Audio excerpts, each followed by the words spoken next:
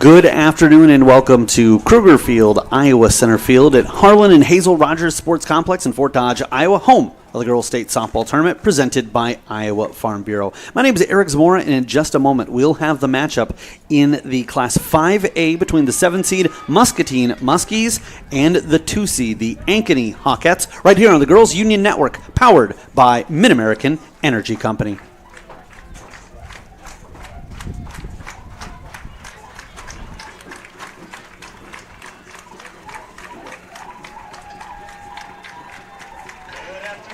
And it looks like we are ready to listen in for the introduction of the two teams. So they will start with the visiting Muscatine Muskies. And the home team, the Ankeny Hawkettes. In this game, we advance in the 5A semifinal round on Wednesday at 11 o'clock right here on Kruger Field. Now let's first of all meet the non-starters and assistant coaches for the visitors from Muscatine. Number 3, Cheyenne Rozier. Number 4, Aubrey Bender. Number 7, Harper France. Number 12, Lexi Allen. Number 16, Lucy Hoyt. Number 20, Skylar Peterson. And number 24, Jenny Jarrett. The assistant coaches, Bob Gont, Jennifer Haig, Avery Eagle, and Kaylin Salyers. And now, here are your starters for the Muscatine Muskies. Leading off, playing center field, number 5, Avery Schroeder. Batting second at second base, number 1, Caitlin Haig. Batting third at third base, number 10, Becca Haig. Batting cleanup, the shortstop, number 14, Isabella Lima. Batting fifth and doing the catching, number 8, Malia Salyers. Batting sixth in right field, number 11, Mia Molina. Batting seventh, the designated player, number 21, Marie Garcia. Batting eighth at first base, number 47, Elsie Lewis. Batting in the ninth position, the left fielder, number 2, Lily Gray. The pitcher and flex player, number 29, Mara Kalupa. Head coach for the Muskies, Steve Hopkins. And now let's meet the home team, the Ankeny Hawkettes. Here are your non-starters and assistant coaches. Number 3, Josie Parton. Number 5, Avery Enright. Number 6, Katie Kirschman. Number 8, Lily Hans. Number 9, Lauren Fisher. Number 10, Grace Buchan. Number 15, Mara Hansen. Number 16, Reagan Enright. Number 19, Caitlin Miller. Number 21, Emma Wayhoffer. 22, Kayla Fox. 23, Emma McLean. 25, Eva Tomlinson. And 31, Hannah Howard. Your assistant coaches, Sarah Saladino, Ashley Lee, Kennedy Thomas, Diana Rep, and Cody Myers. Now, here are your starters for the Ankeny Hawkettes. Leading off, doing the catching, number 34, Cassie Johnson. Batting second at third base, number 17, Larissa Miller. Batting third at shortstop, number 12, Kendra Lewis.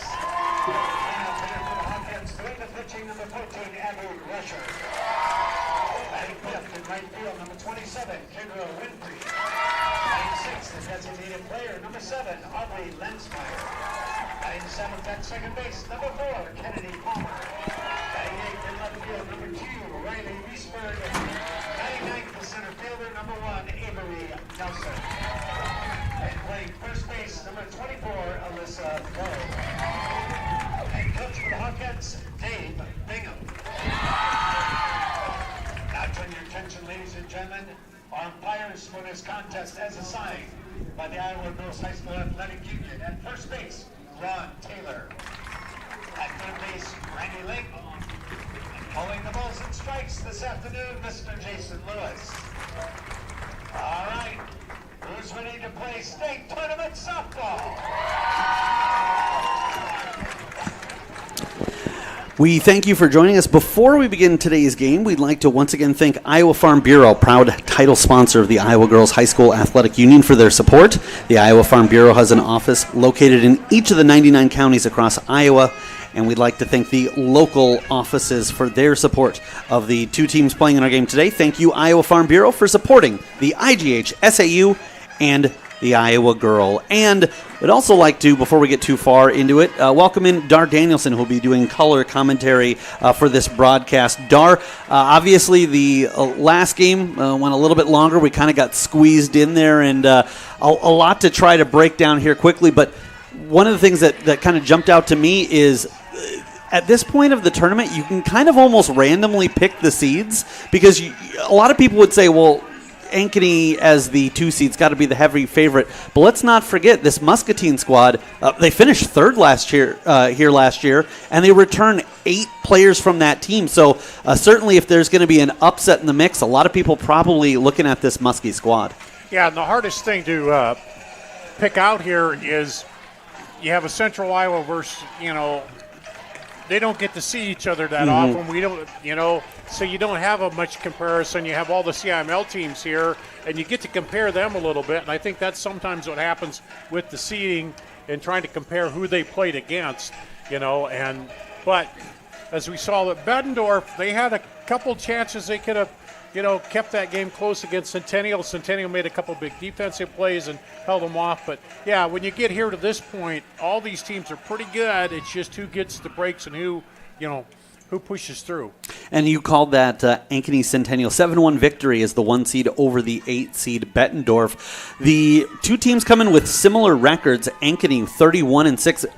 Muscatine actually slightly better at 32-6, but as you pointed out, not all schedules the same. And I think the reason that Ankeny was rewarded with that 2 seed is because of the gauntlet of a schedule they had, as they actually played against the 1, they are the 2, and then the 3 and 4 seed. So as this game develops, we'll certainly get into that. But the Ankeny Hawkettes, with Abby Rusher, the junior, on the mound, a right-handed hurler. She settles in, and it's going to be low the first pitch to Avery Schroeder, who plays center field for Muscatine. Schroeder will be backed up by the Haigs, Caitlin and Becca in the batting order. A left-handed swinging Schroeder gives a half cut there. A slap hitter looking to get down that first base line a little bit premature, if she can, to try to, run out some infield balls. 1-1 the count. A swing, that one going up a little bit high upstairs, and a nice job of framing that Cassie Johnson, the junior, who is committed to play Texas Tech. This is something I found amazing. Ankeny has 10 players that are going to go on to play college softball. That tells you about the depth that this Hawkette squad has. 1-2 the count. Slap down to the third baseman. Miller quickly gloves it in and dug out. Great job there by Lowe. That one was not a routine play. She was able to find that in the midst of her mitt. Yeah, that's part of the thing when you're playing in. Sometimes that ball comes to you quick and you think you got to hurry, which you do, but Lowe, and that's why you want the big first baseman that can also go down low and dig them out of there, but great play at first. Yeah, Lowe didn't handle that one cleanly, but didn't panic, recovered in time. Stepping in is Caitlin Haig, and she'll take a look at one a little bit upstairs. For Haig, she is a sophomore and had a .310 batting average on the season. Just clipping the inside corner. And Rusher is going to really try to take all areas of the strike zone that she can, and that one was right on the edge. There's one well up and high, a count of 2-1, but Rusher is probably going to get some calls because, you get that reputation as a great pitcher. 138 strikeouts, just 26 walks, so, she puts it around the plate. That's certainly the case. There's a swing and a foul back up and over us. And she's going to challenge the hitters and make them make a decision there. And if she's in around the plate, like you say, you're going to get those calls. And it goes the same way, too. If you have a batter who's very patient in the box, who, almost always puts the ball in play, gets it going and draws walks, same type of thing. 2-1. 2-2 the count, 1 out in the inning, and that one didn't miss by much. So early on, Rusher trying to take a look and gauge the zone of home plate umpire Jason Lewis, and Lewis correctly has the count go full. Swing popped up, and that is going to, I was about to say drop in, but Kendra Lewis makes a ton of real estate coverage there on the left side, and she's able to slide under that and dive for out number 2. And when you're the shortstop, you got to be able to catch them over your shoulder. You got to be able to range around into the outfield a little bit and all over, and she covered a lot of territory. That's going to go as an F6, but really, when you look at where the ball was hit, you think, well, that's either going to drop in or maybe the third baseman would have it. Miller playing in, and a good job of Lewis to have her back. And right now the Hawkettes are trying to just see if they can't get to a quick 1-2-3 inning and try to get those big bats going here in the bottom half of the inning. The batter is Becca Haig. Isabel Lerma awaits on deck. And clipping speed there. clipping the bottom portion of the strike zone, had just enough to stay in the zone, and then, boy, the bottom just fell out of that one. 1-1 the count. She rocks, comes home with it, and again, sometimes if you're a batter, you're looking for a particular pitch, and even if there's a good one to hit, but it's not what you were anticipating, can really throw off your timing. So right now, it's Abby Rusher with Johnson to catch, trying to go 1-2-3 and start her side off well. Cassie Johnson trying to frame that one, and we'll give her credit, but a little bit too far outside. 2-2, the count goes. 1-2 pitch, trying to make her reach out a little bit, and she didn't expand the zone, though.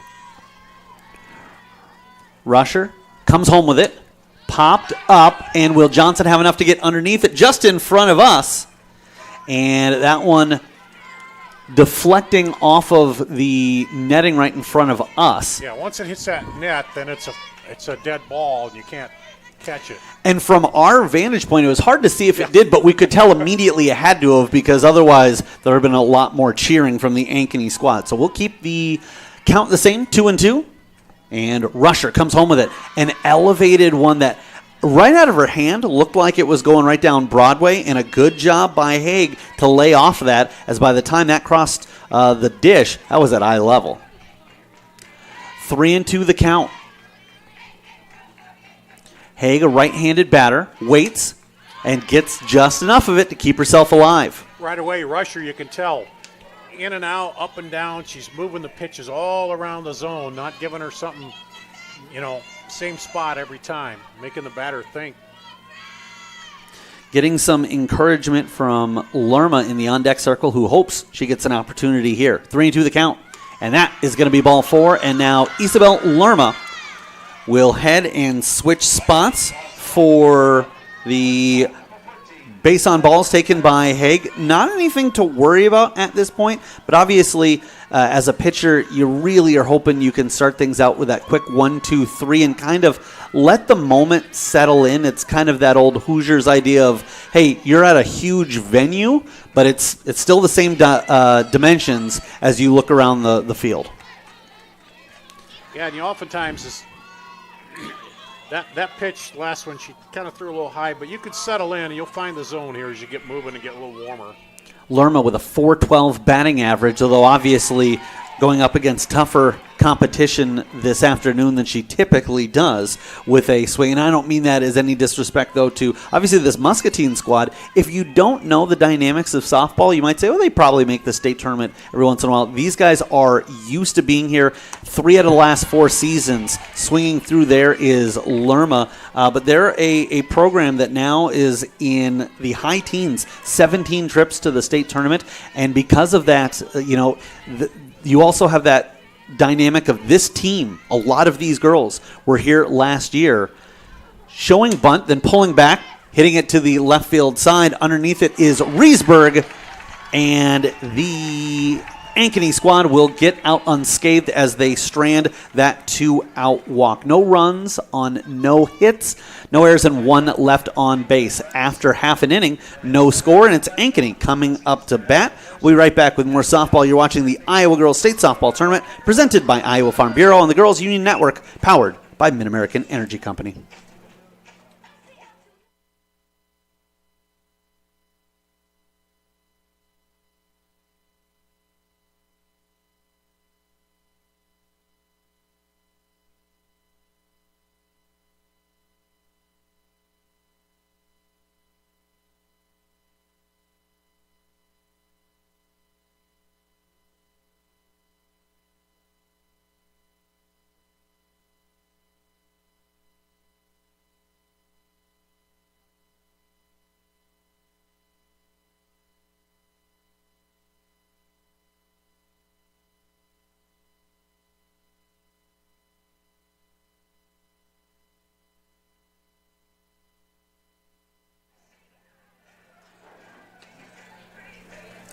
And welcome back to the Iowa Girls State Softball Tournament presented by Iowa Farm Bureau and the Girls Union Network, powered by Mid-American Energy Company. My name is Eric Zamora. Dar Danielson alongside me with the color commentary. And let's take a look at what the Muscatine squad is going to put out defensively. It's Mara Kalupa as the pitcher, and she will be caught by Kylia Salyers. Going around the right side of the infield, Elsie Lewis at first, Caitlin Haig at second, Isabel Lerma playing short, and Becca Haig on the left side. Then Lily Gray out in left field, Avery Schroeder in center, and Mia Molina is the right fielder for Ankeny. They'll lead off with Cassie Johnson, their catcher. Outside pitch, but hittable, and Johnson gives that a good effort. Larissa Miller and Kendra Lewis, the 2 and 3 batters for Ankeny. You got the big stick leading it off. 13 home runs, 525 batting average out of Cassie Johnson. So, and I don't mind that philosophy. Sometimes people think you always have to have the players with power batting a little bit later in the order. One, the only time you ever know they're going to lead off is the first inning, and two, there's not a bad way to start the inning with an extra base hit if you can get one. I know that. And they're going to say, let's not let her hit it out, and they're going to walk her, or, so then you start off with a runner on. This is going to be popped up but out of play. Certainly, the Major League Baseball, you see that a lot now. You see leadoff hitters who aren't just the contacts guys, but people who can go yard, can hit those Kruger Seeds extra base hits that we're looking for. The count is 2-2, and that is tipped. And so staying alive is the batter, Johnson. Kalupa is a player that Steve Hopkins quite frankly said this Muscatine squad wouldn't be here if it weren't for Kalupa's efforts in the circle. And she's somebody that, quite honestly, they lean on heavily throughout the season. Good eye shown by Johnson. Yeah, 167 strikeouts to 41 walks. You like that ratio there, 4-1.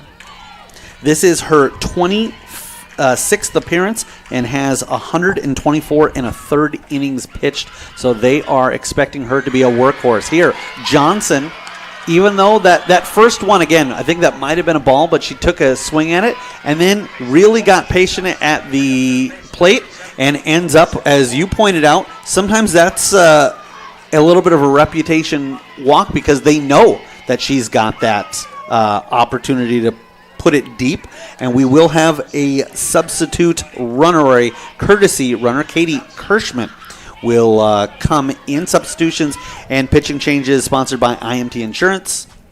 Learn how you can be worry-free with IMT at imtins.com. So Larissa Miller, the third baseman, a left swinging batter, puts down a bunt, and no play but to go to first. So Kalupa will take the sure thing, and that will allow the runner in Kirschman to get into scoring position. 6th sacrifice on the year for Miller.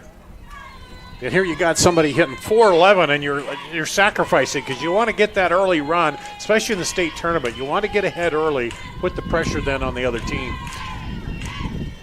A outside pitch, and it is golfed out the left field side. You know, I think that's one of those areas that casual sports fans don't realize as much, especially when you get to the playoffs and you get to the state tournaments.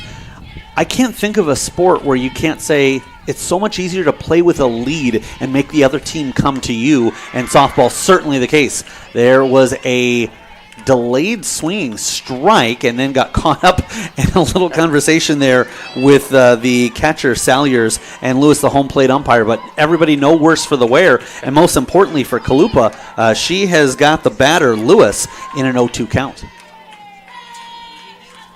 Shows bunt, pulls back, and that one's going to get upstairs, and there will be no throw at third, and that's a good decision by Salyers. A little bit frustrated that one got away from her, but don't compound the issue, and now they're going to have an issue trying to strand a runner at third with just one down. Yeah, that was on the pitcher. That was too high, but yeah, if you throw it down the line, then that gal gets in from third. A just tipped but held onto in the glove. So a strikeout. Now, while you don't like the situation where you end up putting a runner on third, it's a huge get for Muscatine. If they can get out of this unscathed, of course, that means they're going to have to get around Abby Rusher as the pitcher duel. This is popped up the elevator shaft and coming over the first baseman into the glove of Elsie Lewis. So same situation we had, no runs, no hits, no errors, but we again have a runner left on, this time at third, and we will head to the second with no score. You are watching the 2023 Iowa State Girls Softball Tournament presented by Iowa Farm Bureau on the Girls Union Network, powered by Mid-American Energy Company.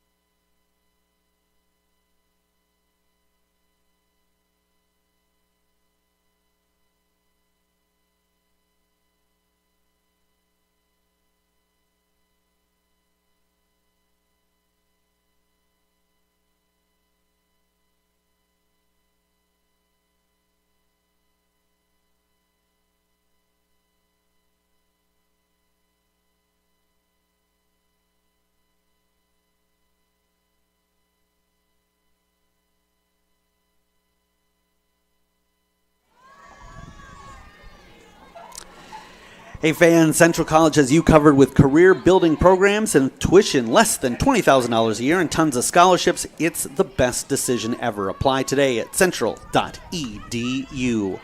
A check swing by the batter, getting just a piece of it, was Salyers, and fouled it off. I want to go back to that last play, and I liked the decision there. That was popped up and really was more of the pitcher's ball. I don't know if Kalupa lost or if she just said, I know the situation here, and I trust Lewis to get over. And then she did the right thing, which was not, hey, let's stick around and play plan B. She heard her kind of calling for it, so she said, I'll just get out of the way, go ahead. Exit stage left, exactly. Instead of in that first game, we saw the first baseman pitcher on a bunt, and they both going, what? Then they stop, and the bunt gets through. Yeah, you just, okay, if somebody's going to make it, it's being unselfish. You just want to get the out. That's what they did. Communication is the key. Salyers with a good rip down the left field side that stayed foul, and then takes a look at one a little bit outside, a little bit upstairs, and 1-2 the count.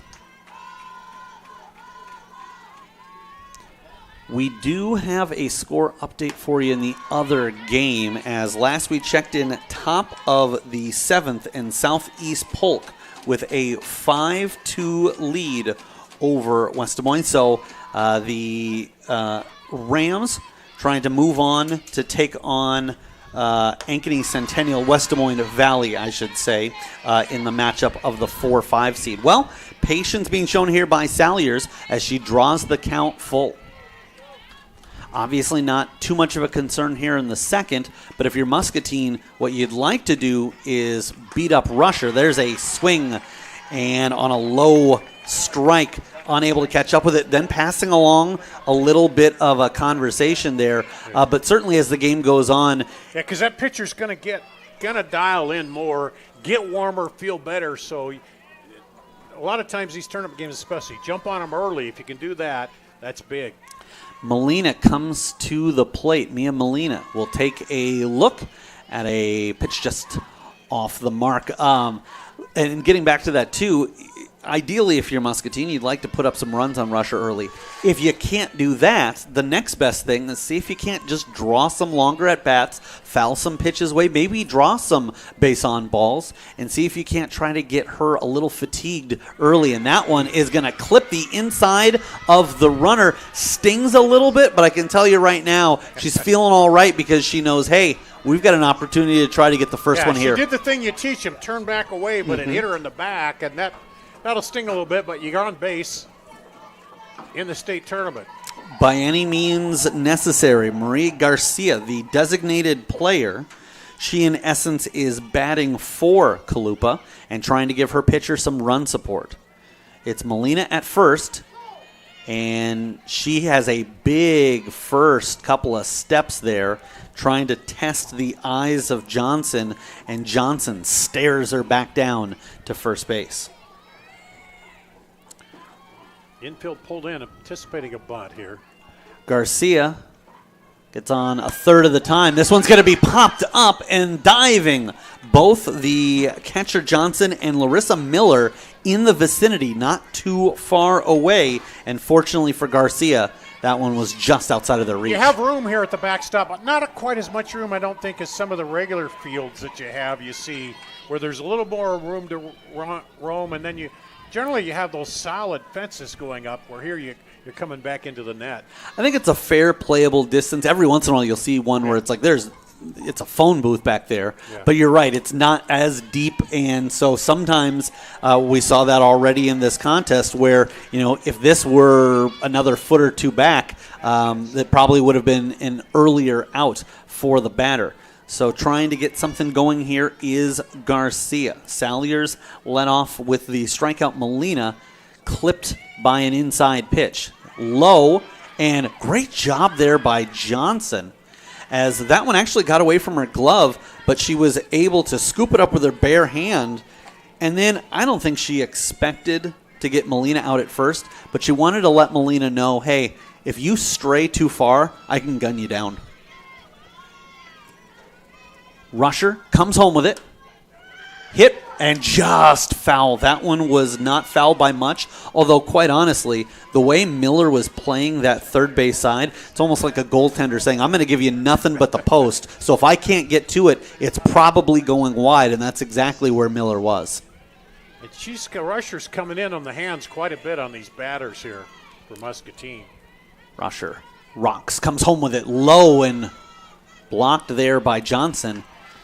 And again, Johnson just with the body language, just that turn and that pose is going to get some of these Muscatine Muskies base runners second guessing how far they can get away from their bag. 2-2 the count. Rusher with an out. This one is going to be skied upwards. And, these are two very good pitchers that we're seeing, and early on in the game, credit the batters for getting a couple balls in play and just battling it at bats, because they'd love to see if they could eventually get to the bullpen. This is going to be hit into left field, will not drop in, however, as underneath it is Riesberg for her second put out, and that will strand Molina heading back to first base. Yeah, that one hit on a line. We got a little bit of a breeze blowing across the diamond, but I don't know if it'd be enough to even impact it, but just a hard shot, that one. Elsie Lewis, we talked about her defense as she made the last out of the bottom of the first here in the top of the second. And we'll take a look at strike one. Lewis batting .358. 6 doubles and a triple on the year. And knocked down by Johnson. And then kind of dancing around at first was Molina.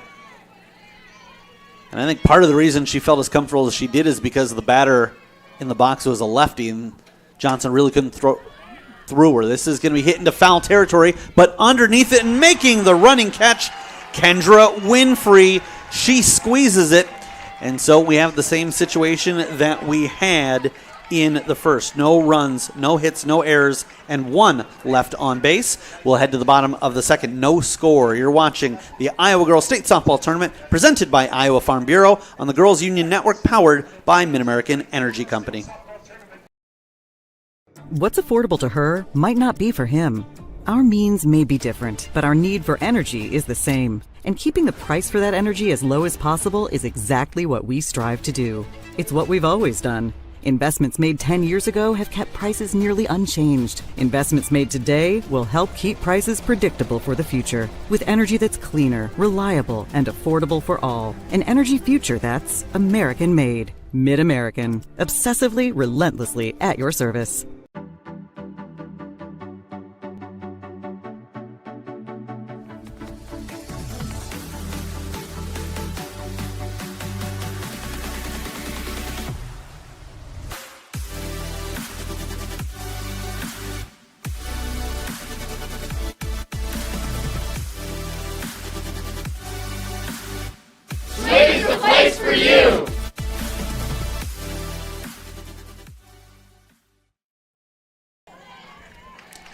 Bottom of the second, and Winfrey, who just ended the top half of the inning, takes a look at an upstairs pitch, ball 1. Ankeny, the 2 seed, Muscatine, the 7 seed. No score here. I think the story, too, is it's been since 2015 since Ankeny's been back to the tournament. You know, they hold the most state tournament appearances, but the first one in 8 years. So Yeah, and big that, for them to get back. And that change, it's such an interesting dynamic. You're right. This is a squad that has a ton of history. This team in particular doesn't have a ton of that experience, but you know that putting on that uniform, that Hawkette uniform, comes with so much pressure, even though they haven't been here in a while. And then there's also the thought process of, well, at the same time, they're just here to do what they've been doing this whole time. I have a feeling that if you take a look at, over the years, the reason they haven't made it back isn't for a lack of talent. It has to do with the competition that they have to face on the way. Yeah, things have expanded quite a bit in the CML, and then you take both Ankeny schools and you look at the amount of talent on both of them in that town. It's amazing. Same can be said with Waukee. There's a swing through. Unable to catch up with it was Kendra Winfrey, and that will be the second strikeout of the game for Kalupa and the 4th out. Aubrey Lensmeyer, the designated player. She is, in essence, hitting for low at first, and she steps up as the 6th hitter. Rocking, delivering, and Loba didn't miss by much. Again, Kalupa trying to see where she can tuck these ones away, and I think that's probably a spot she's going to try to go to again at some point. Didn't expect it to be necessarily the next pitch, but she's not missing there by much. So if she can get just a little bit more underneath that, might be right and pay dirt where she's looking for it as it sits. 2-0 the count. Lensmeyer now puts the ball into play and will hit that off the SWCC sign in left center field. That will be a 1-out double, and that is going to be our first Kruger Seeds extra base hit of the game. Extra base hits in today's game brought to you by Kruger Seeds, your local seeds dealer. Visit KrugerSeed.com today. That's KRUGER seed.com today. Well, that's what we call, for obvious reasons, the gapper. Right in the gap there in left center field. Got down to the grass and to the fence. And the first extra base hit, as you say. Hit them where they ain't. And I'm a Los Angeles Dodgers fan. Over the years, they've had a lot of celebrations. And one of my favorites was if you ever see a Dodgers player kind of shake both hands out, the signal to the dugout is barrels are overrated. You don't have to hit the cover off the ball. You just have to hit it in a good spot. And there, I mean, it was a well-struck ball anyway, but it didn't matter. It could have been a lazy fly ball out to that spot. It was right in between the center fielder and the left fielder. No opportunity for either to get underneath it. 2-1 the count, and right now, Lensmeyer, I would not say overly aggressive, but she's dancing on second base. She wants to see if this Hawkette squad can't bring in a run early. This is going to be bunted to the pitcher, and unfortunately for Kalupa, wasn't able to get the double play because everybody in motion because of the bunt. Right, yeah. And nobody there at second. Nobody to cover, and you didn't really have a play on because it was all come in, squeezed on the bunt. We saw that play that ended up in a double play for Centennial in the first game where it hit to the pitcher, and then she was able to turn and throw quickly, but that was with the runner on first. Kalupa maybe a little bit frustrated they couldn't get two there, but most importantly, she's like, hey, I'll take 2 outs with that runner in scoring position, and let's see if we can't strand her and keep her from advancing. Work on the batter then and forget about the runner right now. A full swing there. And That's down the way to work on the batter, throw it right by him. Yeah. Behind the count 0-2, a good rip, and honestly, that was one where sometimes you kind of look back at your bat and go, how did I not make contact there? Riesberg can't catch up with that one either, down in 3 strikes.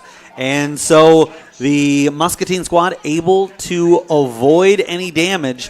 They surrender no runs, 1 hit, 1 left on, and after 2.5, it's still scoreless. We will be back. You're watching the Iowa Girls State Softball Tournament presented by Iowa Farm Bureau on the Girls Union Network, powered by Mid-American Energy Company. Here in Greater Des Moines, we're the unexpected sports mecca that feels like home. We are the big ballers, the little kickers, the underdogs, and the bulldogs. We've got events wacky and wild, big and small, we host them all. And that old sports cliche, nobody believes in us? Nah, when you come here, you'll believe. Because in Des Moines, only the S's are silent.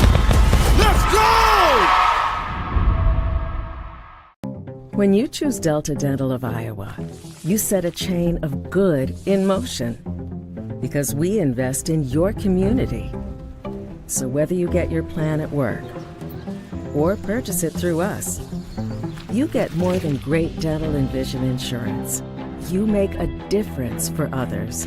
Choose Delta Dental for your smile, for your health, and for your community.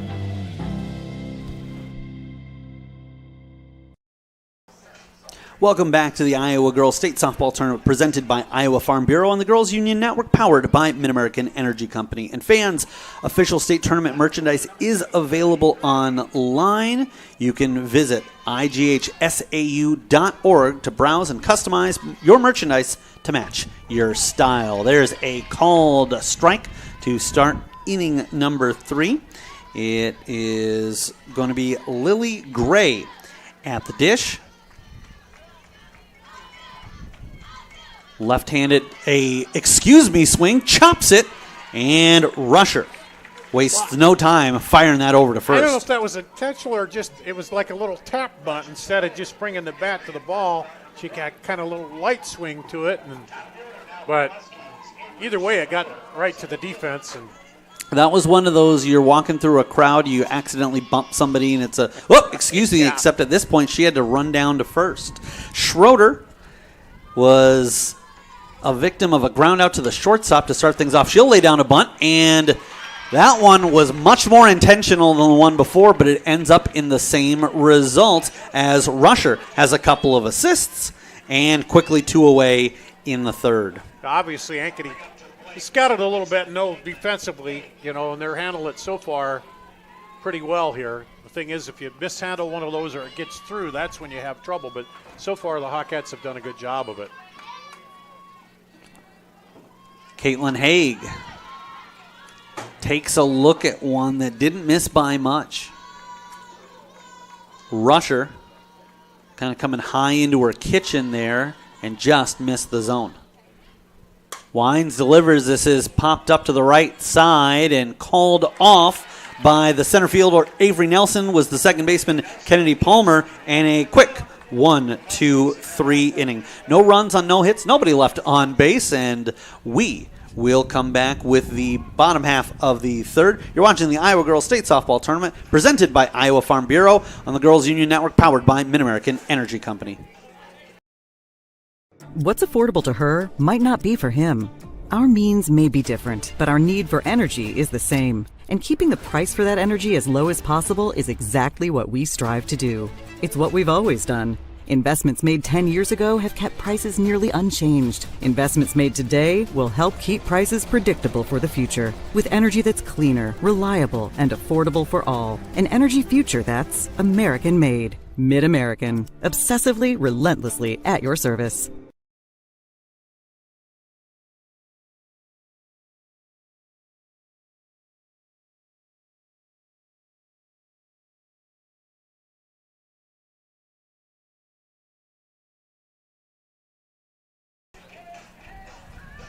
Welcome back. You're watching the Iowa Girls State Softball Tournament presented by Iowa Farm Bureau on the Girls Union Network, powered by Mid-American Energy Company. It's been a defensive game so far, although it has not been without some excitement. In fact, every half inning we have had a base runner, but to this point, nobody's been able to cross the dish, and a swing deflection there by Avery Nelson. Nelson, the center fielder who ended the top half of the inning, and she comes up to bat here to start things off in the bottom of the third. An inside-out swing. We'll play that off the left field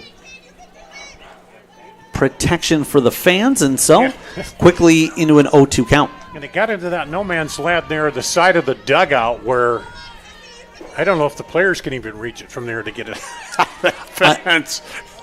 And for a second I thought that was going to pop off the fence and Cassie Johnson was going to show her catching skills while on deck. There's one ripped back and not too far from our vantage point.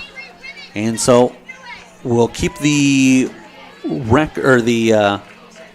count rather 0-2, and then after Nelson, it'll be the top of the order coming back up for a second time. Johnson gets out of the way, shows her counterpart catcher some courtesy, and Salyers not able to catch up with it. She'll throw the mask back on, and we will be underway. One of the things I have noticed out of these two teams is, as much as they can, they like to keep it loose. They like to have fun when they can. In fact, we nearly had a situation. I didn't have time as we were throwing it to our sponsors, unable to catch up with that, and going down swinging was Nelson. But for Muscatine, it was actually Isabel Lerma heading out to take her spot as the shortstop and forgot, in addition to her visor, she had a Santa Claus hat on. Realized she probably need to head back to the dugout and toss that. But that's something that both of these teams have demonstrated, and certainly David Bingham even talks about. He says, we've got all these girls. They're so talented. So many of them are going on, but I don't want them to just be softball players or even just be athletes. And he really focuses on making sure that they have fun, that they're displaying their personalities. And, as this is popped up to the right field side, it's going to be out of the field of play, and then trying to catch up to that and make a... It was Haig, yeah. Yeah, it was Caitlin Hagan, and the difficulty for her there was as a second baseman, as most are, with the glove on the left hand. That would have been a little bit easier if she'd caught up with it and the other way. There might be a little sun she's looking back into too there. Yeah, and it's not even necessarily that she couldn't get the hand there in time, but kind of catching it against the grain, so to speak. As we have an 0-2 count. This one will stay in fair play, or at least it looks like it will. No, drifting out, and that's exactly that breeze you were talking about. Yeah, just enough to push it over. It's not a lot, but it is blowing that way across the diamond, and that looked like it was going to stay right there, but it did just enough, but it would have been foul if she dropped it. I was sure that was going to come in about 5 feet fair, but Molina drifts out into the right field side, catches up with it in foul territory, and Larissa Miller will foul one back. So each squad had a base runner in each of the first 2 innings, and now Muscatine trying to say anything you can do, we can do better, and trying to follow up that 1-2-3 top half of the third here in the bottom. Just on the outside corner, and a nice job there by Salyers. Yeah, so far nobody's been able to string back-to-back either hits or walks to kind of move the runners around a little bit. And, again, that's part of the early innings kind of feeling things out a bit. This is going to be popped up, but doesn't get far underneath it, and it will be the shortstop Lerma who squeezes it into her glove. So it's a 1-2-3 inning. We'll be back with the fourth. You're watching the Iowa Girls State Softball Tournament presented by Iowa Farm Bureau on the Girls Union Network, powered by Mid-American Energy Company. Hello, I'm Brent Johnson, an Iowa farmer from Calhoun County and president of the Iowa Farm Bureau. As proud title sponsor of the state softball tournament, the Iowa Farm Bureau is dedicated to creating a vibrant future for Iowa through partnerships and programs that help cultivate individuals with great character, a strong work ethic, and exceptional leadership skills. Making it to the state tournament is a great accomplishment that takes a lot of support. That's why we provide millions of dollars in awards, grants, and scholarships that recognize athletic and academic excellence. The well-being of Iowa students is also very important to Farm Bureau. That's why we provide concussion insurance coverage at no cost for all students in grades 9 through 12 who participate in a sanctioned sport. As just one of only 7 states to provide this coverage, it's just another way we're striving to support Iowa's outstanding young leaders. So, from the Iowa Farm Bureau, congratulations to all the players and coaches on an outstanding season, and good luck in the tournament. Top of the fourth inning and no score to this point. Eric Zamora alongside Dar Danielson. And Dar, you're talking about how these teams have not been able to, at this point, string together hits and walks, and it's shaping up to be one of those games where when we heard the conversation ahead of time from Steve Hopkins of the Muscatine squad, he said the emphasis is just not making mistakes and letting the other squad, if there's going to be mistakes, have it come from the other side. This is one of those that shapes up to be where it might not be, a home run. It might be something, just a miscue either offensively or defensively that ends up being the difference. And there's a quick out as Kendra Lewis, she covered a lot of ground. That ball was rolling slow, and she charged it, came up and on the run and through, and that's what you want. Sometimes your shortstop, they got to range deep. Sometimes they got to come hard when that ball is going slow, and she did the second on that one. Yeah, Kendra Lewis, we saw in the first inning having to make a ton of cover a ton of ground going over behind the third baseman, and that was a force out here, or rather a pop out here, needing to get that thrown over to first in time. It's one of the reasons that Moorhead State wants to bring Lewis on, who is a senior. Looking in his rusher and catching the bottom portion of the strike zone, quickly ahead in the count. For Lerma, she flew out to the left fielder, Reesberg. Back in the first, this is slapped right to Miller. Fires over to low in plenty of time, and quickly 2 down. Yeah, that was just, as you're getting through the lineup more too, you're going to see this, you get the chance to see the pitcher more than once, and you're kind of maybe remembering what they threw you or where her pitches are, and we'll see how that affects the game as we move on here too. Salyers takes a look at one off the mark. As far as that last one, Lerma, right off the bat, probably thinking, man, I got that, I got the torque, I got the velocity I wanted. Then when she saw the location, went, well, now I've got no opportunity because I hit it straight to Miller, the third baseman. Yeah, she's coming in a lot on those right-handed hitters. She just bringing it inside, and it said if you're going to pull it, you're going to have to really come around quick on it. And I think Miller would have had her either way, but particularly where Miller is positioned, I mean, she's kind of part of the way on the way to first, and there's a look at a called strike. Yeah, then she catches you bringing it back on the outside edge there.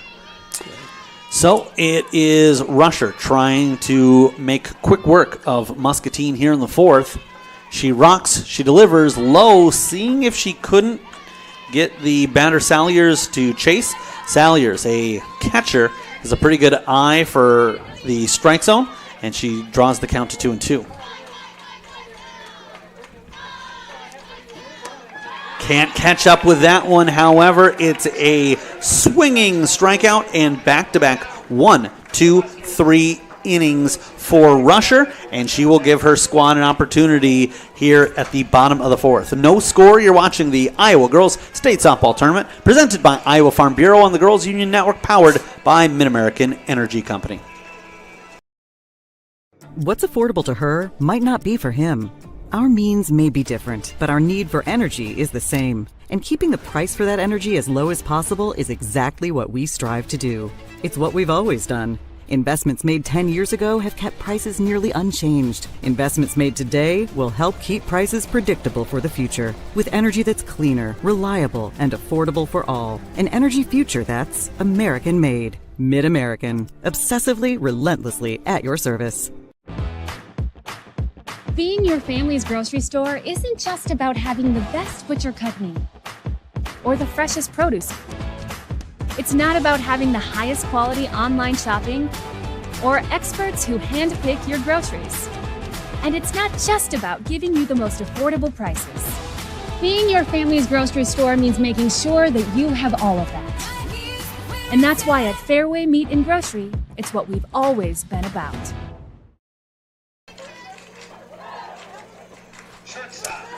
Welcome back. We're in the bottom of the fourth inning. No score here. We'd like to once again thank Kruger Seeds for being the presenting sponsor of the championship field for this year's tournament, where Ankeny and Muscatine working, and one pitch, one down as Lewis slaps that over to Becca Haig for out number one.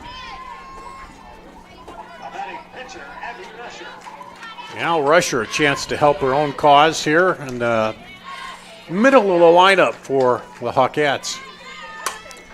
Crushes one to left center field, but got a little bit too much underneath it. Lily Gray, the freshman, has time to close the gap.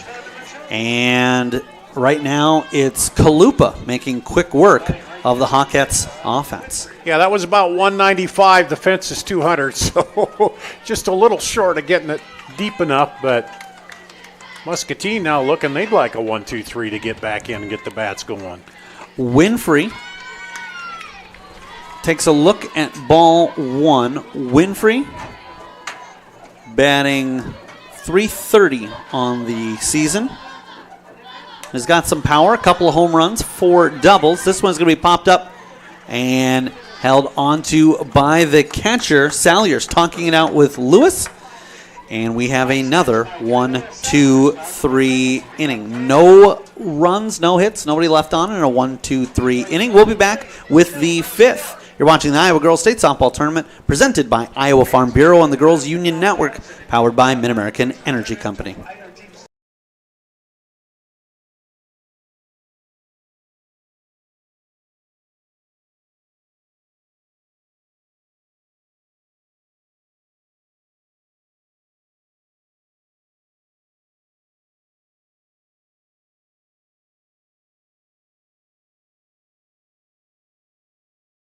Snapchat.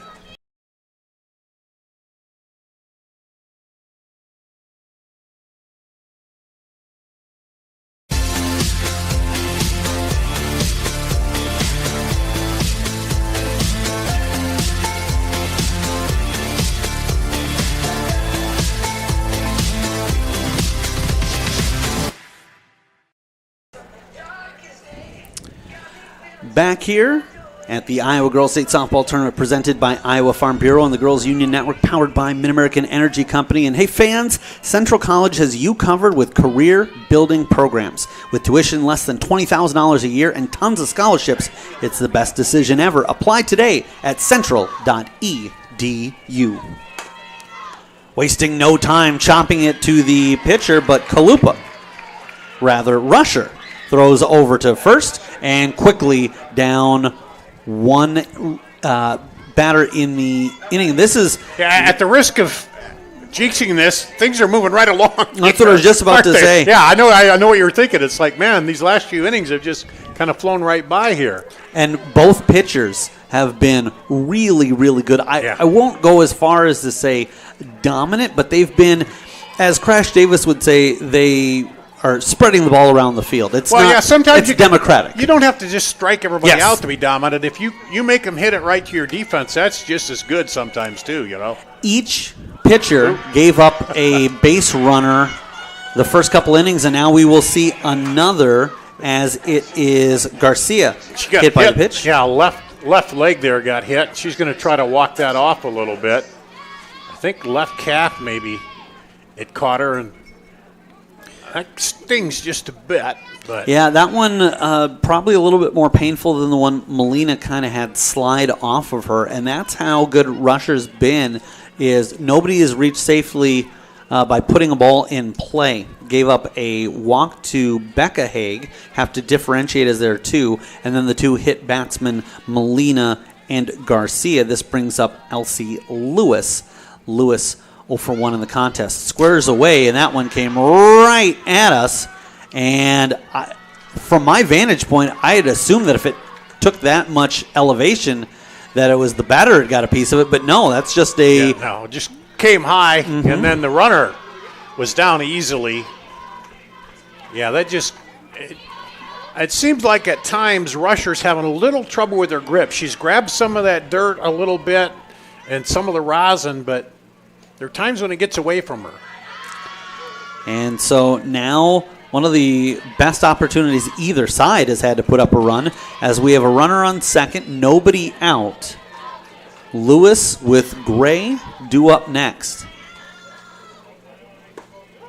And Lewis takes a look at strike one. It's hard not to keep the bat on your shoulders there when you're in a situation, you've already got the count in your favor 2-0, you're hoping it gets to 3, but Rusher comes back and finds the strike zone. And then batted away with the bunt, almost a defensive poker stab at it, but that shows you what Rusher can do. She misses a couple of times, comes straight back, and now she's back in a pitcher's count. Yeah, Muscatine's a team that, in all the softball I've seen so far this year, they're one more that's willing to push that ball, bunt it, and play a little small ball, if you will, to move the runners. Top of the fifth, and we know at this point, with it being a scoreless game, as unable to come up with that was Lewis, is that we've got a situation where every run is going to be critical. They're going to be few and far between, it certainly looks like. Looks like it right now, and man, Rusher, as they say, pulled the string on that one, has had the batter way out ahead of that pitch. But yeah, right now it's looking like you can get a run over and in, then you're going to have an advantage here. We got we're going to have flex players coming in, looks like. Allison Lowe. Yeah. She was in that flex spot playing first base, but she's going to come in and bat. And you could go into all the intricacies of the flex and it's all that later. It's going to be Jarrett coming to the plate. Now, here's where I'm off. I was looking at the wrong number here. It's not. This is popped up, and we'll go to the shortstop caught.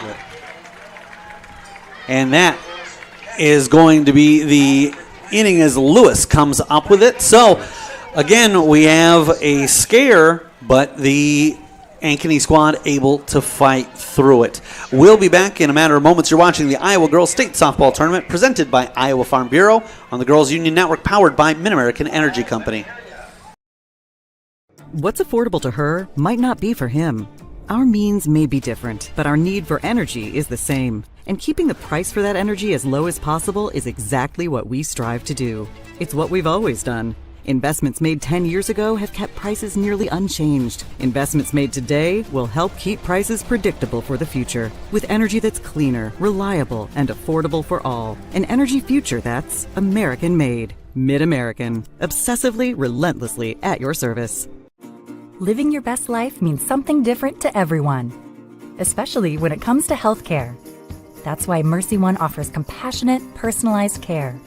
We are here for you with one team of experts, providing access to the primary care and highly rated specialty care you need, easily and conveniently. So go ahead, live your best life. We're with you every step of the way. Mercy One, your best life, our one purpose. Bottom of the 5th inning, no score, and Aubrey Lensmeyer comes up, wastes no time, hits this one deep to left field, and that's going to drop in front of Lily Gray and in for a double, and it will be a Kruger Seeds extra base hit. Your local seeds dealer. Visit KrugerSeed.com today, and she headed to the left, but that ball was angling back to her right, and it ended up dropping.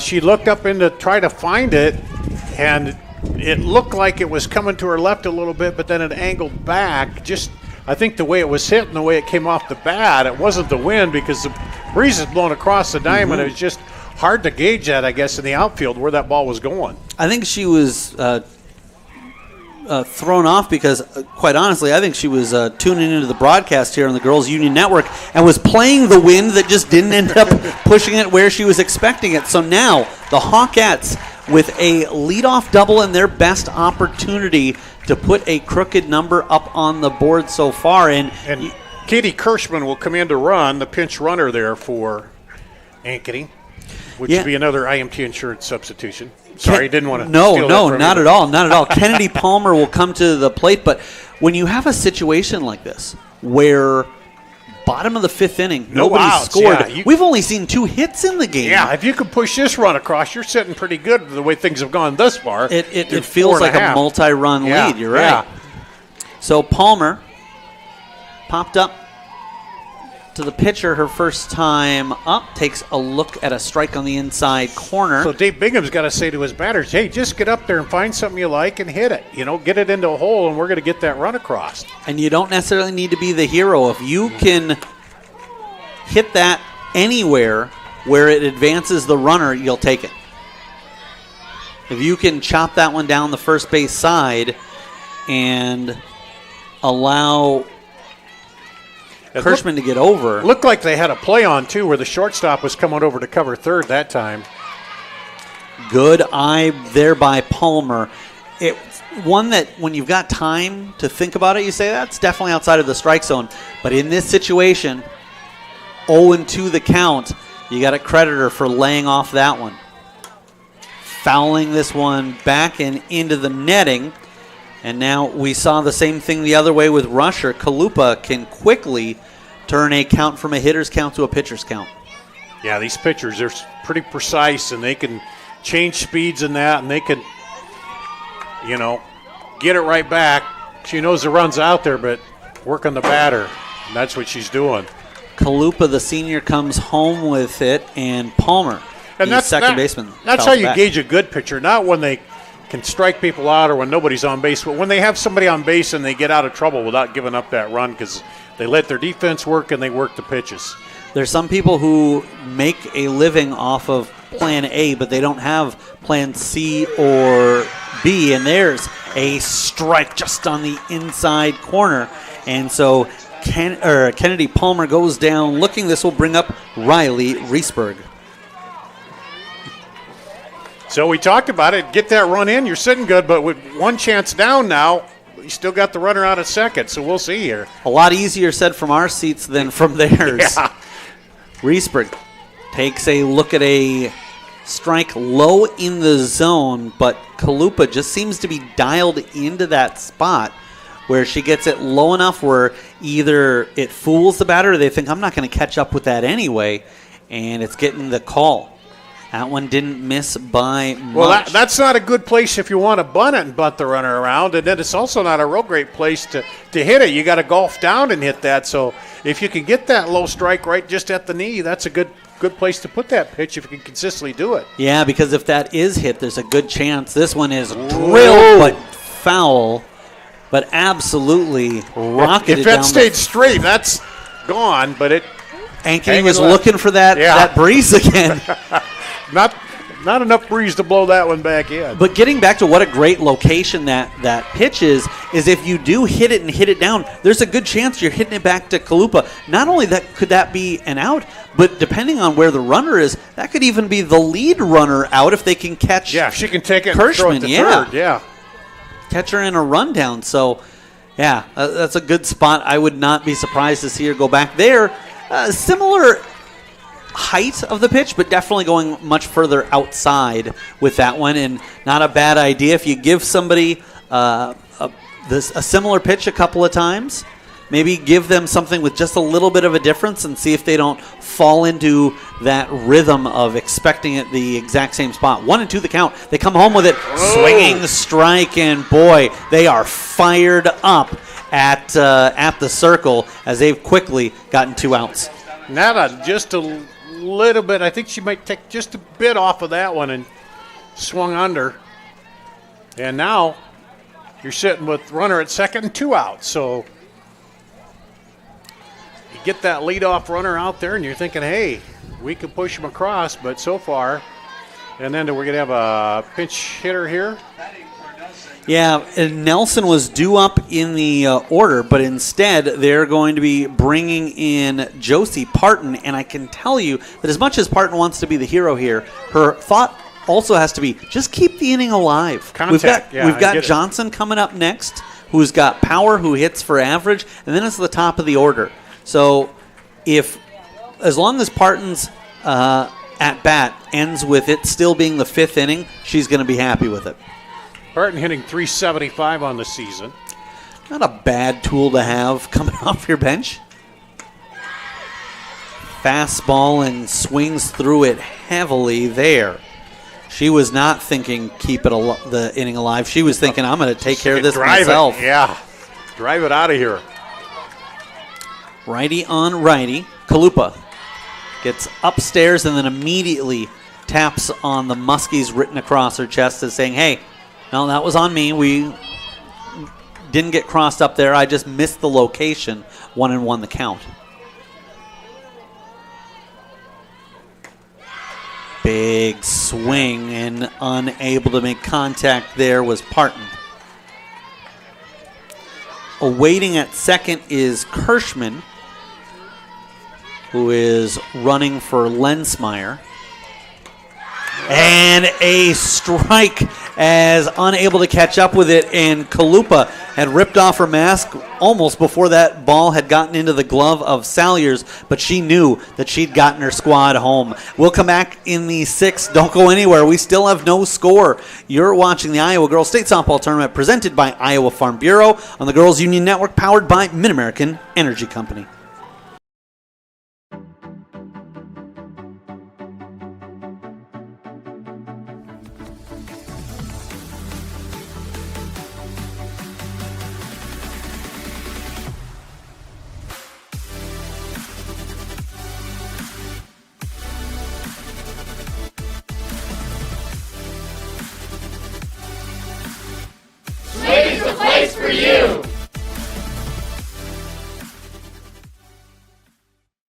Here in Greater Des Moines, we're the unexpected sports mecca that feels like home. We are the big ballers, the little kickers, the underdogs, and the bulldogs. We've got events wacky and wild, big and small, we host them all. And that old sports cliche, nobody believes in us? Nah, when you come here, you'll believe. Because in Des Moines, only the S's are silent. Let's go!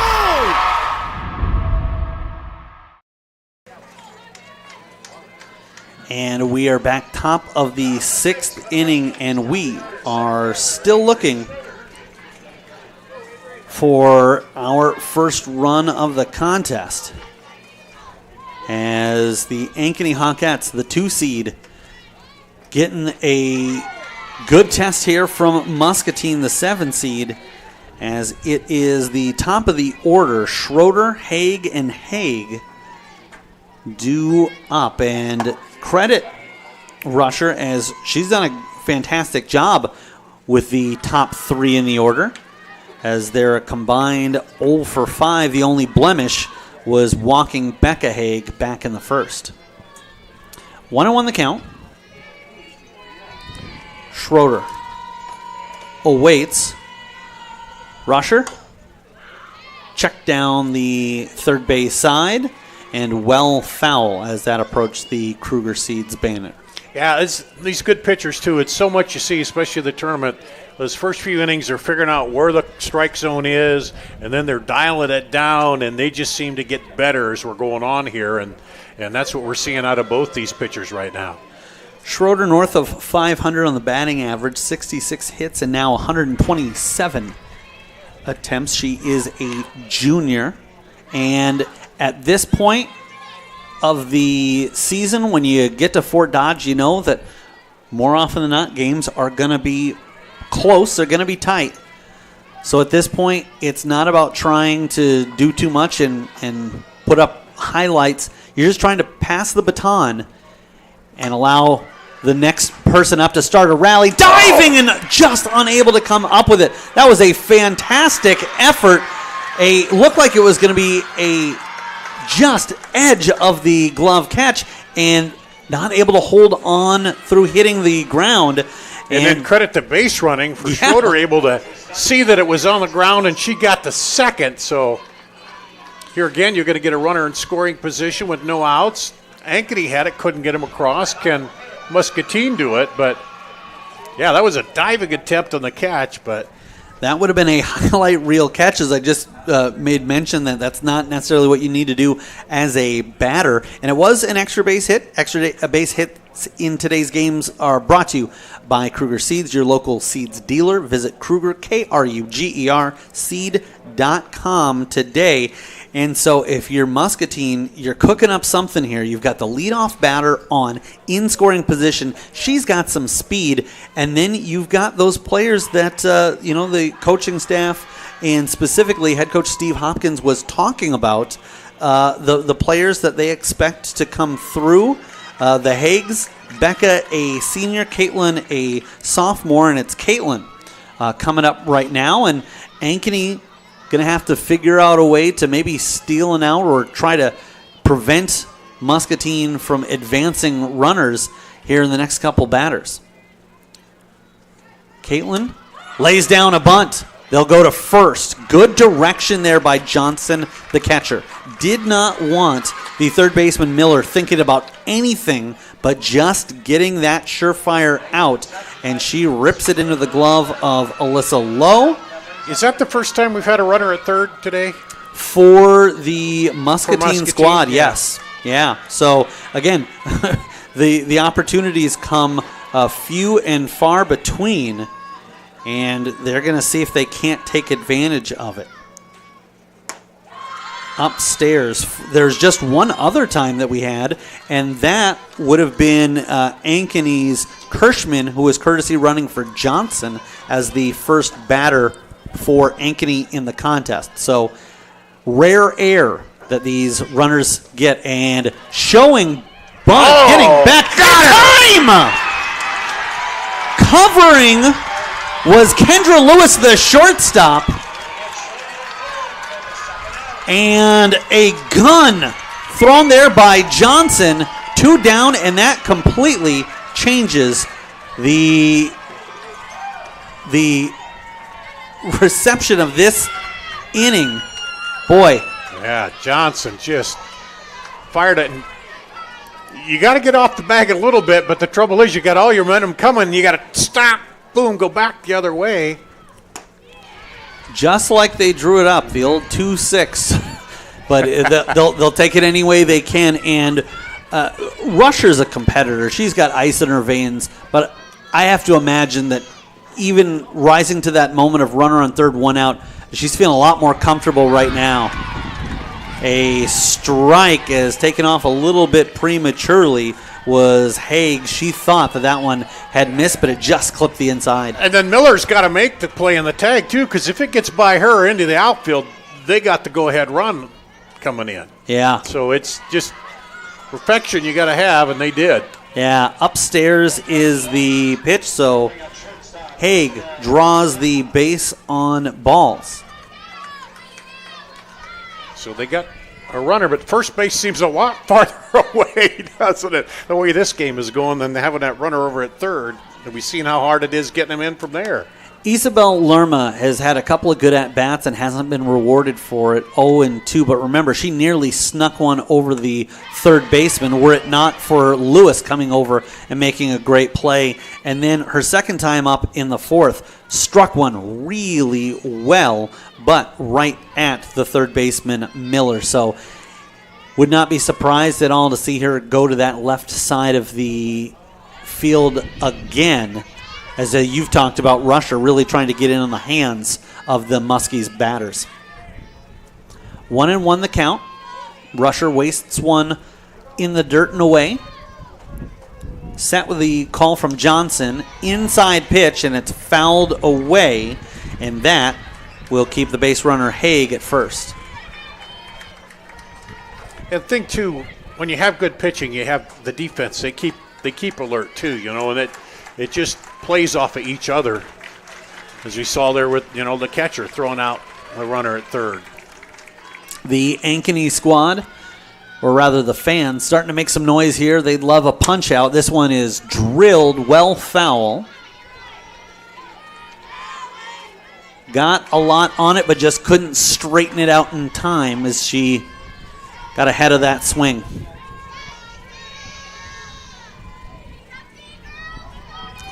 They'll keep the count at 1-2. 2 out, runner on first. Chopped and hit down the third base side once again. Had a couple of good swings, but immediately off the bat, there haven't been any where we've really had to wonder whether or not it was going to stay in play. They've just taken immediate exit out that left side.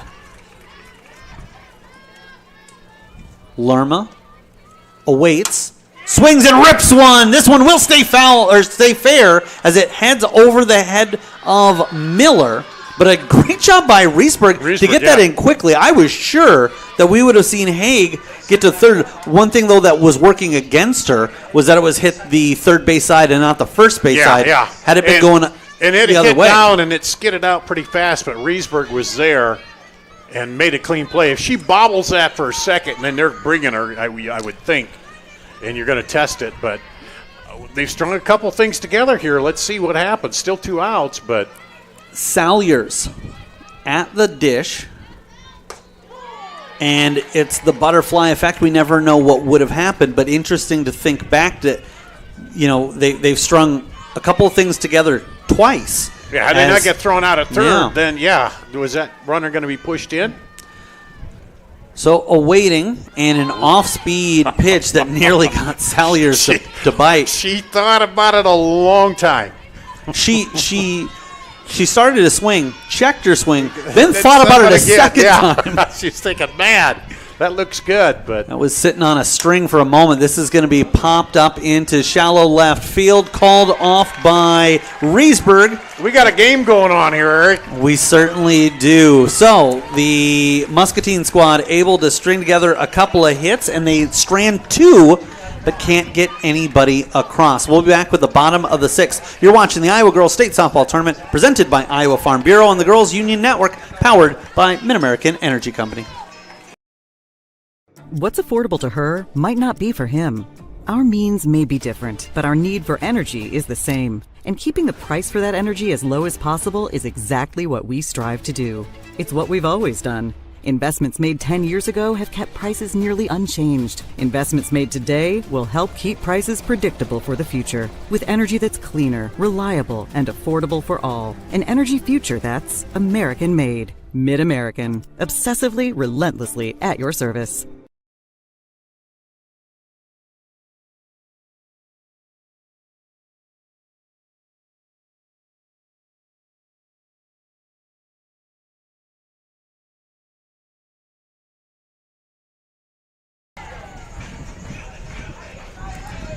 Welcome back here to beautiful Fort Dodge, Iowa. You're watching the Iowa Girls State Softball Tournament presented by Iowa Farm Bureau on the Girls Union Network, powered by Mid-American Energy Company. And the way this one is unfolding, it might just be first one to a crooked number is going to advance to the semifinal and a matchup on Wednesday with either Waukee Northwest or Pleasant Valley.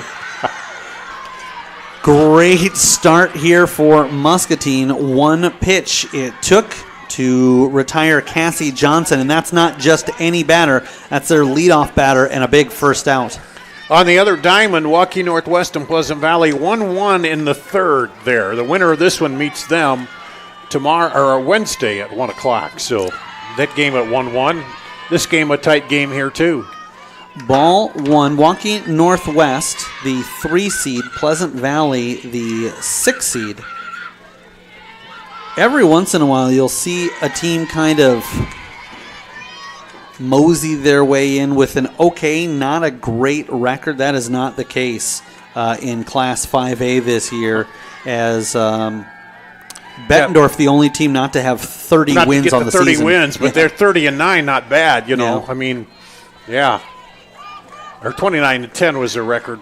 And Pleasant Valley 30-9. Otherwise, you're looking at teams who had reached 31 or more, including Ankeny Centennial 33-5 on the now year. 34 after the win. Yeah. So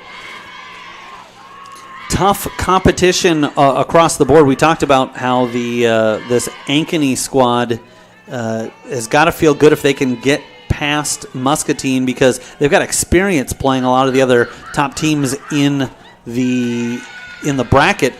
But again, they've got to get there. Both of these teams right now are in a situation, I think both of them probably came in drawing up in their heads, let's get an early lead, let's hold on to it, and let's walk away with maybe a comfortable victory. I don't think this one's going to be comfortable. 3-2 the count, 1 out with Larissa Miller.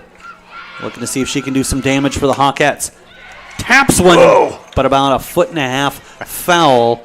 And the Muskies doing a good job guarding that third base line. And boy, Miller nearly found a and if spot. that gets down inside the way it was rolling, that's trouble. That could have been an extra baser, still on the infield. Yeah, we've seen at both sides of the diamond that some of those outside ones have caused some troubles. There's a ball 4, and Miller will emphatically. She motors down. Yeah, she said, "Good, I'm on. Okay. Now teammates, bring me around." She was so excited, I thought for a second she might be thinking about 2, but Miller will hold up at first. Kendra Lewis, we'll see what she can do with Abby Rusher, the pitcher, due up next. Chopped at. Kalupa, it's partially bobbled, but then picked up by Lerma. Isabel Lerma off of Kalupa, fires over, and gets a crucial second out. And that's sometimes where you lose that ball when you got 2 players together, but she did a good job of sorting that out and at least getting the out there. The way it hopped, they weren't going to get the runner at second, but now you got 2 outs, and you can work back on the batter again. Yeah, needed to get that out, but not lost in that is Miller does advance to second, and for Rusher, this is an opportunity for her to give herself the 1 run needed to take a lead, and she knows that if she's able to knock this run in, then she can try to shut the door herself in the 7th. Of course, if they're able to keep this a scoreless half inning, then all of a sudden we've got a winner-take-all 7th coming up. Yeah.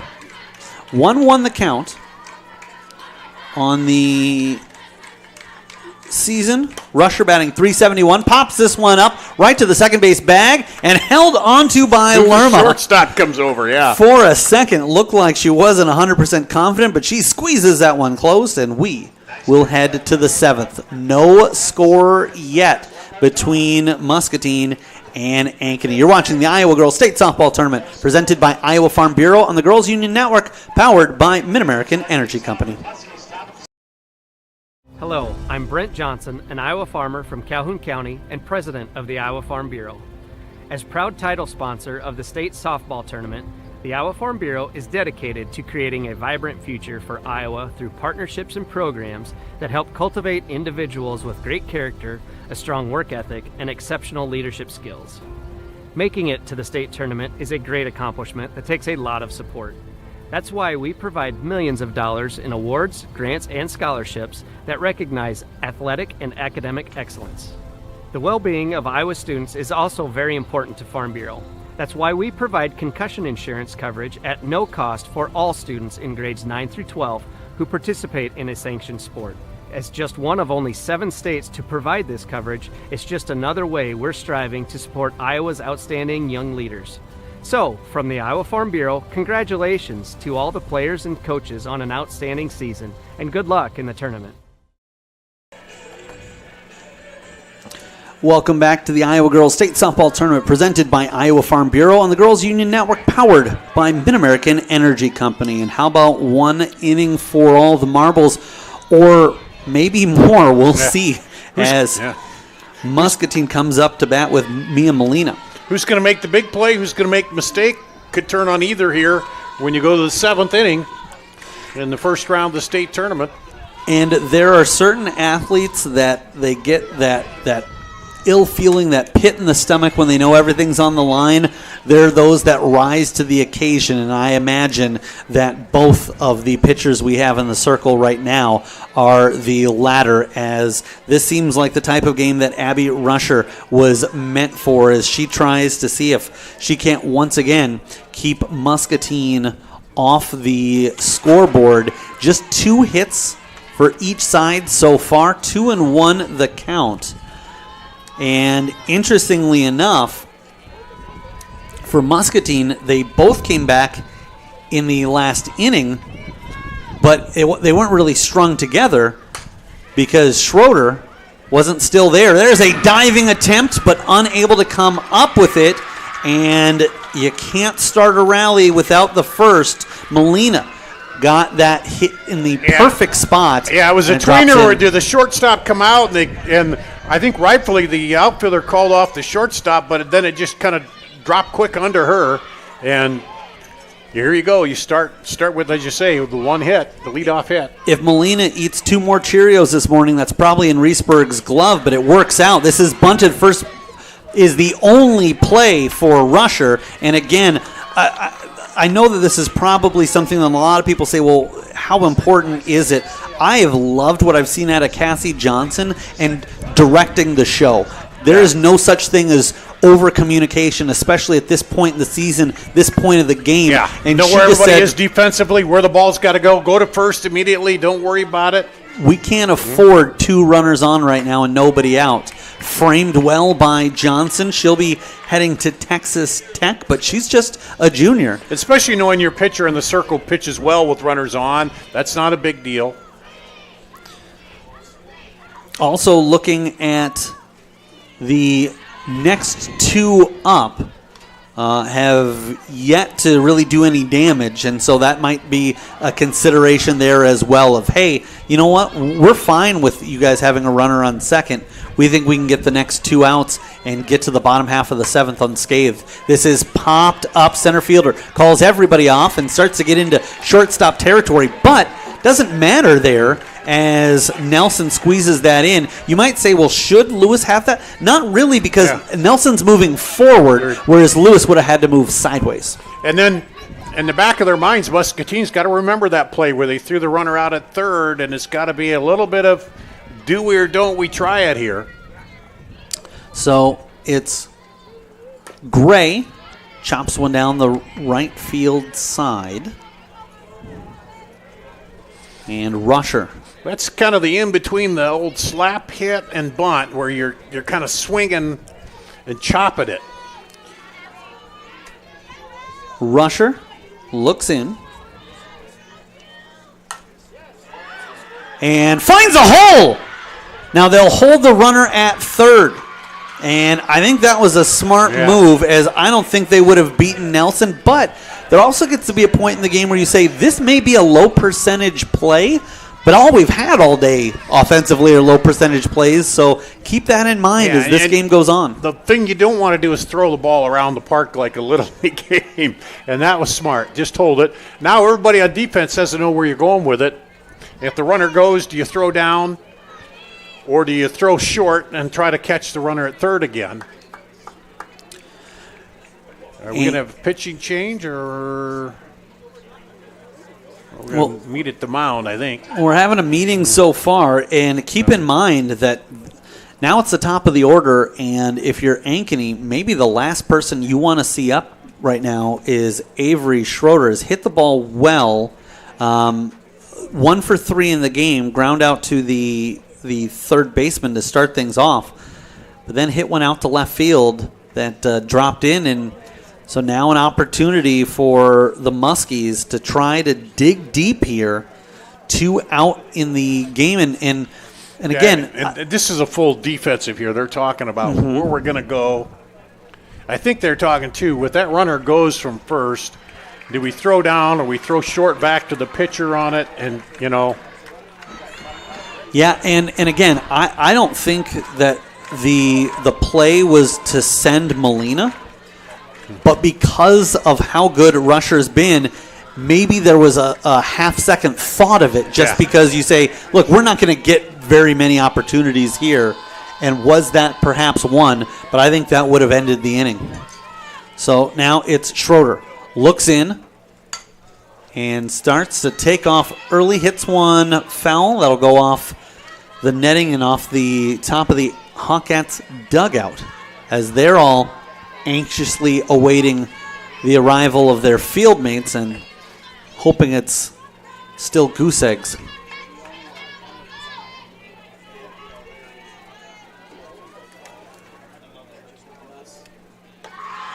An elevated one as, again, Avery Schroeder starting to get out of the box early. Yeah, and that's moving the levels around, trying to keep her from getting that slap hit or bunt down where it's going to be effective. Either low or high there and try to make her miss-hit it. Schroeder has 16 RBI on the season, and that one was tipped by Schroeder. The Muscatine side thought that hit her arm. We're going to have a conversation. Yeah, the umpires are going to see. She would kind of pointed to her arm, but I don't know if it hit the bat or... So Jason Lewis, the home plate umpire, initiates it. It's Ron Taylor coming over from first, Randy Link from third. And it doesn't look like anybody else saw anything different there. Right, and it's an interesting situation because while you might think if you're a Muscatine fan, boy, she should be at first base, I don't know that it changes too much. But it might almost help Ankeny because then you get the force coming home if you got them loaded. Right. And I kind of like the idea of testing. They wait, they throw to first, and it gets away, coming home, and Molina scores to take the 1-0 lead. Knocked down beautifully by Miller. She looked like a goaltender going down into the butterfly, and then because of the speed of Schroeder, she had to rush the throw, and Lowe nearly dug that out. We saw her earlier in the game get low and hold on to one, this time unable to. And Mia Molina scores for the first run of the contest.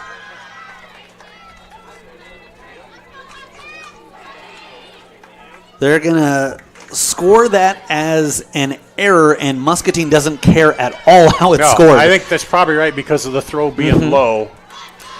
They just wanted to see that one up on the board, and indifferent to the runner, Schroeder easily gets into second. Not a huge factor, but obviously now a ball hit to the outfield could potentially give them 2 insurance runs instead of just 1. But the most important thing there was they wanted to keep that runner at third. Yeah, they were trying to down the third base line. They threw back to the pitcher trying to get Gray off so they could try to throw her out at third and end the inning, but she wasn't biting on that. And a little bit premature, but we should point out Winfrey, Lensmeyer, and Palmer do up next for Ankeny. This is hit, and it's going to get through. Here comes Schroeder. They'll have at least one. Is the play in time? No, she's safe. A 2-run single, and then taking second is Caitlin Haig. She slid wide but got her hand over there, I believe. It wasn't a bad throw in. No. At that situation, what you're asking for is give us a chance at a play. Yeah. They had the chance, and Schroeder elusively slides around. And why not send her? You got a 2-run lead at the least. If you get thrown out, you still got a 2-run lead. It's been hard getting runs, and now you got 3. So that's an extra insurance there. When that ball was hit, Schroeder took off, and had they thrown up the stop sign, I think she was running through it. I think she knew right off of contact, if this one gets through, I'm going to try to make it a 3-run game. Looks like Winfrey's going to come in and pitch from her right field spot. Reminder that substitutions and pitching changes in today's game are brought to you by IMT Insurance. Learn how you can be worry-free with IMT at imtins.com. So it is indeed going to be on the mound, the southpaw for Ankeny, Kendra Winfrey. The senior is now making her 25th appearance. She has 81 1/3 innings pitched, 76 strikeouts, so about 5 shy of a strikeout per inning pitched, and has a sub-1 ERA of .95. Though obviously when you look at the appearances and innings pitched, not someone that it doesn't average more than about 3 innings per appearance. Well, they just need 1 out of her right now. Right. That's all they need. and to get in, and then they got to get their bats going and somehow scrape out 3 runs here. And maybe an advantage there is she's going to be leading off the bottom of the inning. So maybe they say, hey, if you can get in here, get an out quick, it'll help get the juices flowing and then allow you to then switch spots. Trying to see if you can't get a rally started here. So everything just falling for Muscatine here, the top of the 7th. That one's going to slip away from the catcher, and that will allow Caitlin Haig to end up at 3rd. Her sister Becca seeing if she can't knock her in for some insurance. 1-1 the count. Winfrey looks in.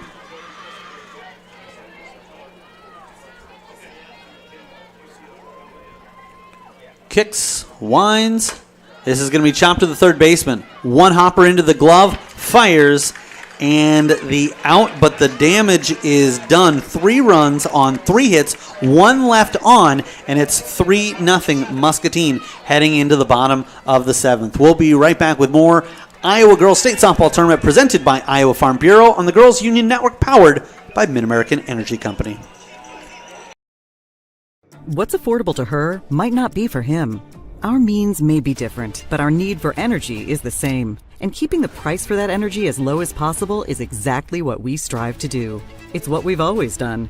Investments made 10 years ago have kept prices nearly unchanged. Investments made today will help keep prices predictable for the future. With energy that's cleaner, reliable, and affordable for all. An energy future that's American-made. Mid-American. Obsessively, relentlessly at your service.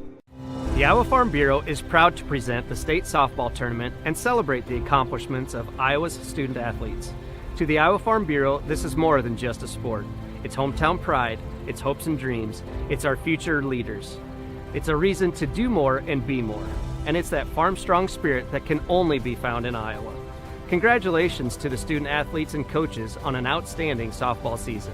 And remember, today's successes are just the beginning of tomorrow's achievements. Bottom of the 7th inning here. You're watching the Iowa Girls State Softball Tournament presented by Iowa Farm Bureau on the Girls Union Network, powered by Mid-American Energy Company. It's a quarterfinal 5A matchup between the Muscatine Muskies and the Ankeny Hawkettes. A game that saw no runs through 6 innings. We just saw 3 put up there, and my name is Eric Zamora alongside Dar Danielson. Dar, I know that some people might go, wow, if you went through 6, didn't give up a run, this should be in the bag, but the last 3 are going to be the hardest for Muscatine to come up with. Yeah, and then the error played into it there too, and then just, a couple timely, the one hit that kind of dropped in front there, and then the other one that got in the gap. And just everything kind of broke right. Winfrey at the dish, elevates this one up into left center field. Getting under was Avery Schroeder. Remember that she was the one who knocked in the first run. A combination of slapping one down the third base side and then racing to first and forcing the throw. She also scored the third run on a very elusive move at the plate, coming in from second, and she records the first out of the inning. Unable to catch up with that was Aubrey Lensmeyer. Sounds easy, but here's what Ankeny's got to do. String together some stuff like Muscatine did. You can't win it with one big shot over the fence because that only makes it a 2-run ball game. You just got to string together a few hits, walks, whatever it takes to get on base. Takes a look at a called strike two. The thing that you have going for you, if you're Ankeny, is the fact that the Hawkettes have 2 hits. They're both off of the bat of Aubrey Lensmeyer. So she's got a couple of doubles and would like to try to get something going here. Little over anxious there was Kalupa as she kind of held on there, and then conversation with the, not even really a conversation, just a handoff from the catcher as they both smiles there, knowing, if you're going to make a mistake, that's where to do it on an 0-2 pitch way upstairs. Comes home with it. Fouled back. Lensmeyer keeps herself alive. The broadcast mic's kind of picking up that the wind's starting to come across, not really affecting play too much as of late, but never a bigger spot than this that it could potentially. We've seen a couple of times some balls get kind of pushed into the corner because of that breeze out in right field. Kalupa comes home with it, smoked but foul down the third base side. In the corner down there. Here you still got to play smart at bat. So in the contest, Kalupa has 7 strikeouts and none bigger than the 3 in the 5th inning after Lensmeyer started off with a double and was courtesy run for.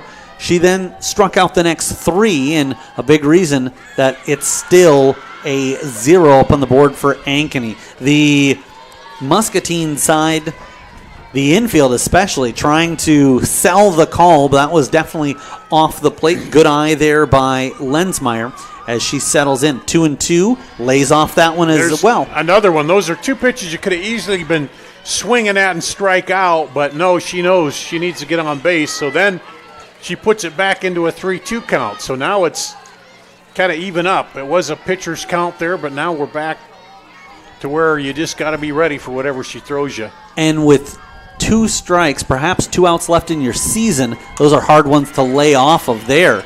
She's able to foul that one back into the backstop. But you're right. You sit in a vacuum and say, you should be able to lay off those pitches. But given the situation, given everything on the line, you don't want to go down with the bat stuck on your shoulder. There's a low pitch, and that's exactly what Ankeny has needed. They need to get somebody on base. They need one more base runner and then a big hit or several more base runners and hits. So Lensmeyer, the designated player, has not been stopped in this game. A couple of doubles and was courtesy run for. This time they'll keep her on first as it's Palmer. Palmer pops this one up. The shortstop getting underneath it was Lerma, and 2 down with a runner on first. This is going to bring Riesberg to the plate, and she knows that, like you pointed out, Dar, she can't do it herself. We are going to need to see the next batter come up for Ankeny to keep this going, so she's just trying to pass the baton. A good level swing there, but an elevated rising pitch eludes Riesberg. Yeah, just came up enough, rose enough that she got under it. And it looks like Reagan Enright is on deck as that's fouled back. It was Nelson that's due up in the order, but it looks like if the Hawkettes can keep things going and Reesburg can keep it alive, they'll make an exchange. 0-2 the count. 2 out, bottom of the 7th. Muskies looking for the closeout. They appeal? No. And I think that's the right call. I do too. But it wasn't that far off. No, she didn't quite break those wrists around, but it was real close. It's a situation where you go, boy, I wish I hadn't put myself in that situation. But you live to tell. That rice ball fools you. Yeah. 1-2 the count. Sets up outside, looking for it. No. 2-2 the count goes. Here's where that experience plays off you talked about for Ankeny. They're being experienced at the plate. They're not chasing stuff. They're just trying to look for one to get into the gap. Kalupa trying to make it easier on herself, and it's going to be difficult. She comes home with it, and fouling back to keep their season alive is Riley Reesburg. Winner advances to play Wednesday. The other game, last score, we heard Waukee Northwest and Pleasant Valley at 1-1. That'll be back here at Kruger Seeds Field at 1 o'clock on Wednesday. A foul tipped into the glove, held onto, and Reesburg goes down swinging. And Maura Kalupa and the 7 seed Muscatine Muskies advance. They slay the Ankeny Hawkettes by a final of 3-0 in a game where the end score is going to not tell accurately the story. In the 7th inning, and you're right. It's not going to. You think, well, they got a lead or they, put together 3, but no, it all came in the top of the 7th, and Ankeny could not answer, and they just strung together a couple of hits and an error and end up winning and advancing to the semis. We'll give you our thoughts on this in just a matter of moments, but we are waiting as we'll be sending it over to the PA announcer for the awards presentation. But a final here in quarterfinal action in the 5A class as Muscatine advances by a score of 3-0 over Ankeny.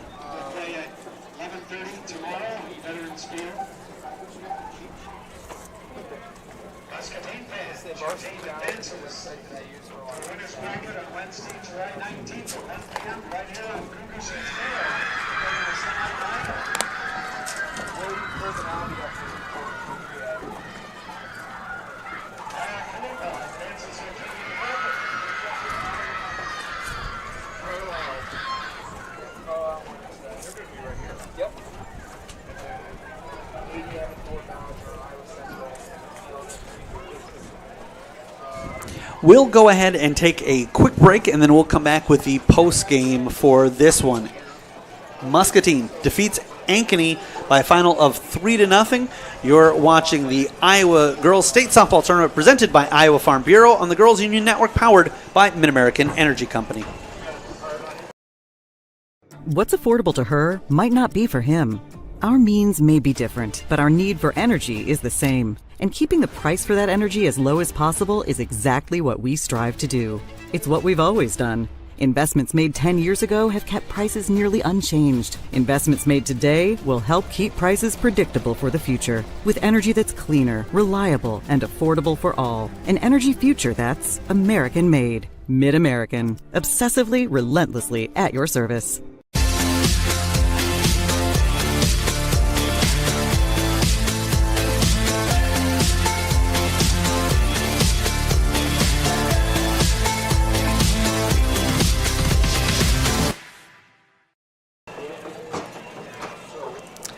And welcome back. It's a final here in Class 5A quarterfinal action. The number 7 seed advances, and Dar, we talked about this beforehand. When the committees, put together the seedings, obviously they've got some metrics and some logic behind it, but you can kind of throw out the seedings at this point. Really, all that matters is your seeding tells you which field you'll be playing on and at what time. But all 8 teams coming in to the 5A had aspirations of advancing.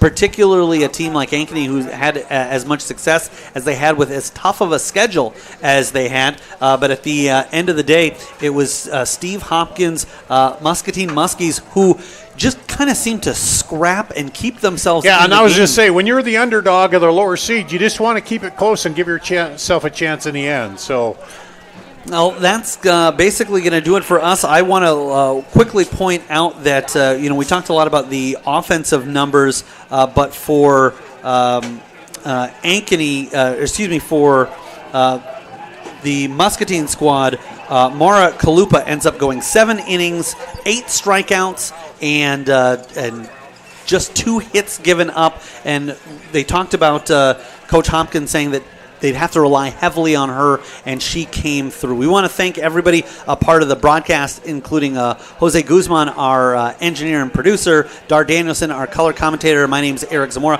One final time, Muscatine 3, Ankeny 0. You've been watching the Iowa Girls State Softball Tournament presented by Iowa Farm Bureau on the Girls Union Network, powered by Mid-American Energy Company.